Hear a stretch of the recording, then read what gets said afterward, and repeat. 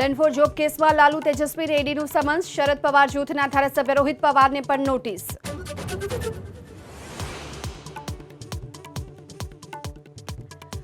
યુપીમાં સપા અને આરએલડી વચ્ચે સીટને લઈને બની સહમતિ. 7 થી 8 સીટો પર લડશે જયંતિ ચૌધરીની પાર્ટી. આજે કે કાલે ગઠબંધન અંગે સત્તાવાર જાહેરાત.